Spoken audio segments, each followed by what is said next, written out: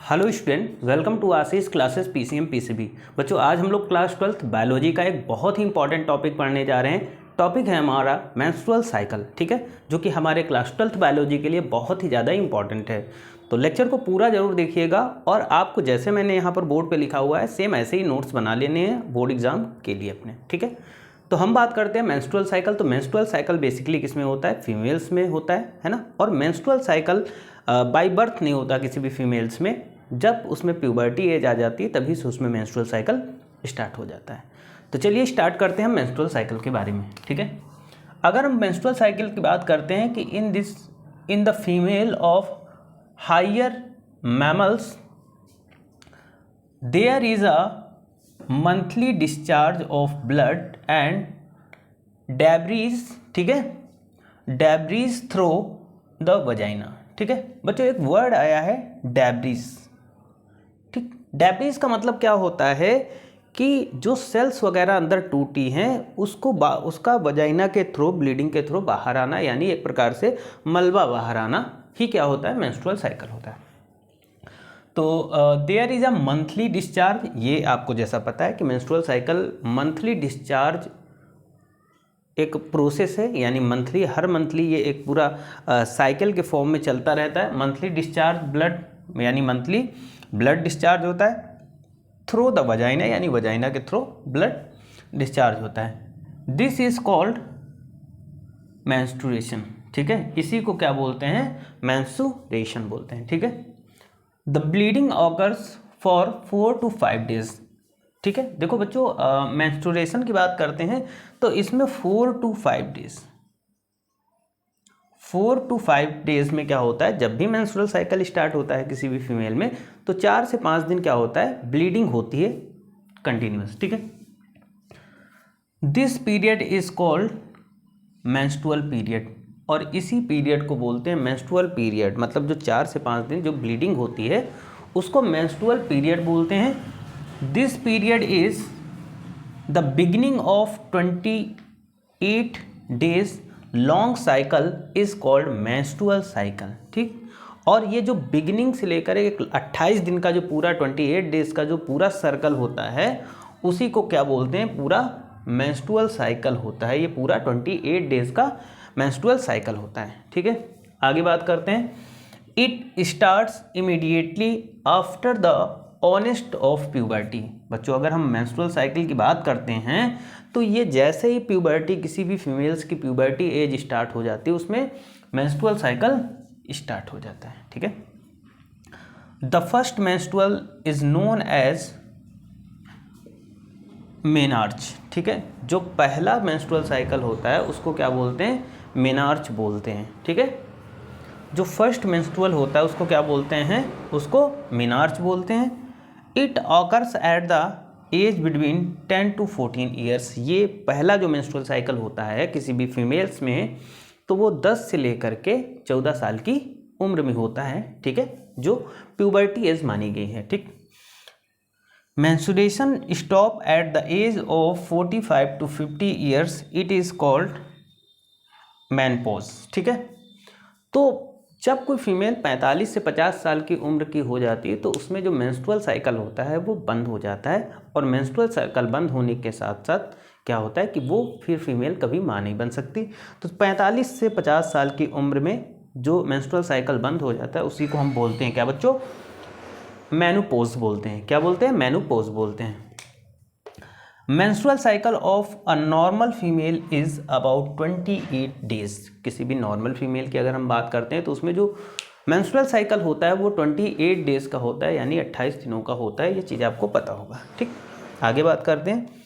The menstrual cycle can be divided into 3 phases। जो menstrual cycle होता है उसकी 3 फेज होती हैं, इंपॉर्टेंट फेज, ठीक है। कौन कौन सी?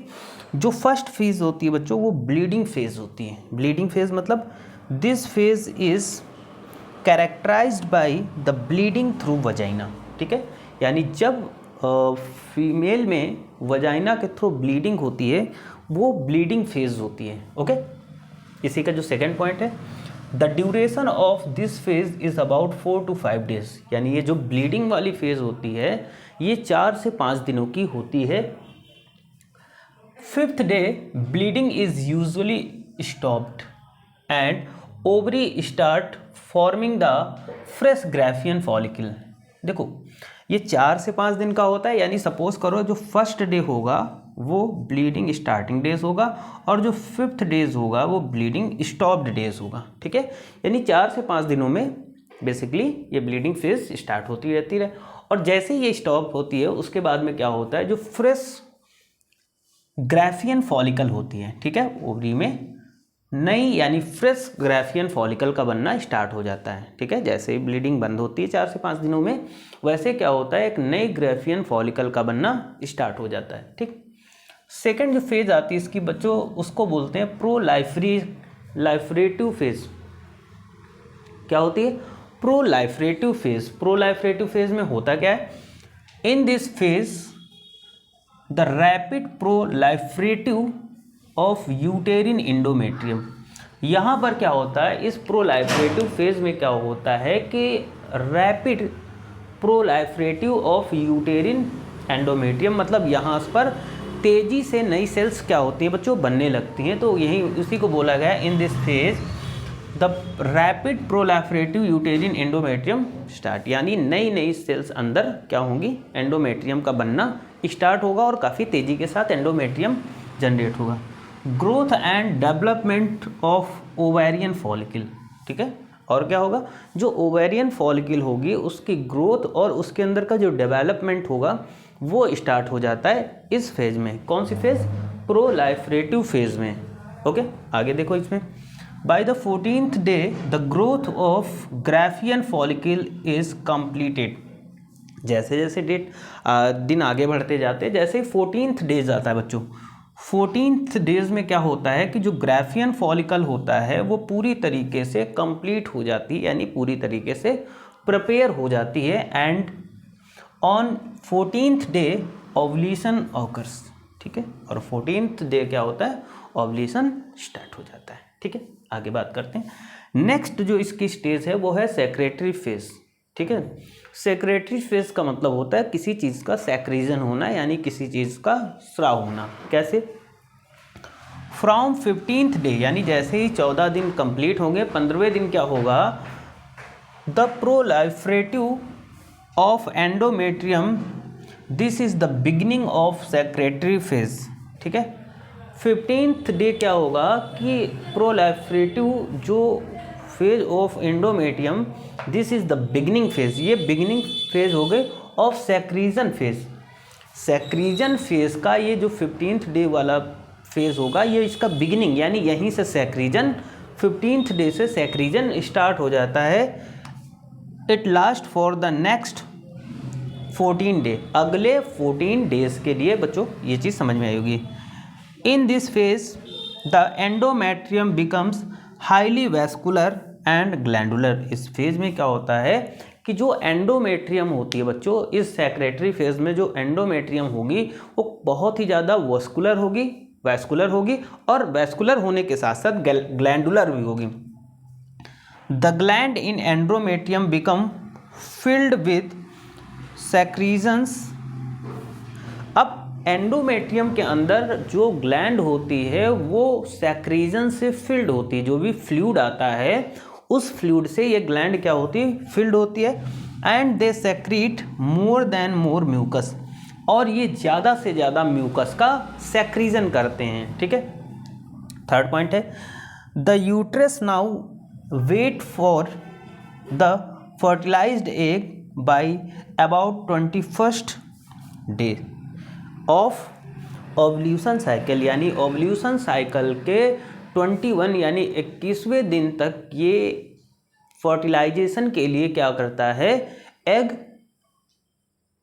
वेट करता है। वही तो लिखा हुआ है कि द यूट्रस नाउ वेट, जो यूट्रस होता है वो वेट करता है फॉर फर्टिलाइज्ड एग।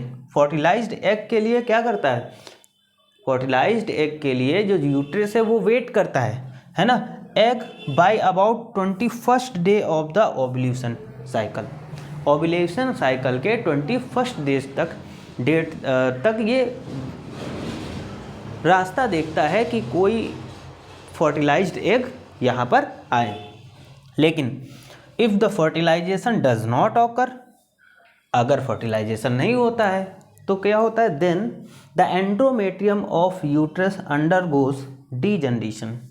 तो जैसे ही क्या होता है बच्चों कि इसमें 21वें दिन अगर फर्टिलाइजेशन नहीं होता है तो जो एंडोमेट्रियम होती है वो डिजनरेट होने लगती है, टूटने लगती है। और जब एंडोमेट्रियम टूटती है तो फिर वहाँ से क्या होता है कि मेंस्ट्रुअल साइकिल फिर से स्टार्ट हो जाता है और ये साइकिल चलता रहता है। ठीक है, इसी पूरी प्रोसेस को बोलते हैं क्या, इसी पूरे प्रोसेस को बोलते हैं मेंस्ट्रुअल साइकिल। ठीक है, बहुत अच्छा लिखा हुआ है, बहुत अच्छे से समझिएगा इसको, बहुत ही अच्छे से कॉपी पर नोट कर लीजिएगा, काफ़ी इंपॉर्टेंट है आपके लिए क्लास 12th बोर्ड एग्जाम के लिए। और एक दो बार वीडियो आप देखेंगे तो आपको सारी चीज़ें समझ में आएंगी।